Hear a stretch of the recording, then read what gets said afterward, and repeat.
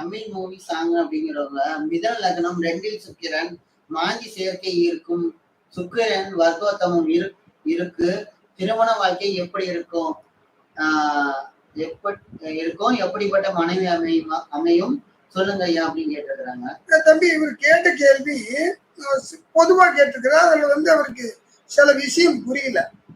முதல்ல திருமணத்துக்கு முதல்ல சுக்கிரனை பார்க்கணும். ஒரு ஜாதகத்துல கலஸ்திரக்காரகன் சொல்லக்கூடிய சுக்கிரன் நல்லா இருக்கும்.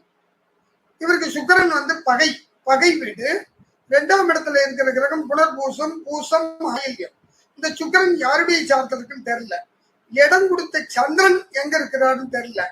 சுகக்காரகன் சொல்லக்கூடிய சுக்கிரன் சுகாதிபதினு ஒரு கிரகம் இருக்குது. இவர் மிதுன லக்னத்துக்கு சுகாதிபதினு சுகக்காரகன் சொல்லக்கூடியது புதன். அவர் எங்க உட்காந்துருக்காருன்னு தெரியல. நிச்சயமா சுக்கிரன் தான் அந்த புதன் இருக்கு. அது 12ல இருக்குதா, லக்னத்துல இருக்குதா, இல்ல 2ல உட்காந்துருக்குதான்னு தெரியல. அந்த புதன் யாருடைய சார்த்தல் இருக்குன்னு நமக்கு நிச்சயமாக தெரியாது. இதை முதல்ல பார்க்கணும். எடுத்த உடனே மொட்டத்தாளம் குட்டையில விழுந்த கதையா சுக்கரனோட மாந்தி சேர்ந்து இருக்குது, எனக்கு நல்ல மனைவி கிடைக்குமா? இன்னும் நல்லா சொல்றேங்க. இல்லைங்க, என்னுடைய யூடியூப்ல நல்லாவே சொல்லியிருக்கிறேன். உபய லக்னம் சொல்லக்கூடியது மிதனம், கன்னி, தனுசு, மீனம். இந்த 4 உபயராசிகளுக்கும் எந்த பொருத்தம் பார்த்தாலும் சரி, பொருத்தம் பார்க்கறதுனாலும் சரி, அவங்களுக்கு திருப்தியான வாழ்க்கை அமையிறது கஷ்டம் கஷ்டம் கஷ்டம். 2வது இது உண்மை. ஆனா அந்த சுக்கிரன் கெடாம இருந்து, குரு கெட்டு இருந்து, புதனும் நல்லா இருந்து, குடும்பாதிபதினு சொல்லக்கூடிய சந்திரனும் வலுத்து இருந்தால் நிச்சயமா அவனுக்கு நல்ல மனைவி கிடைக்கும். குரு கெடணும்.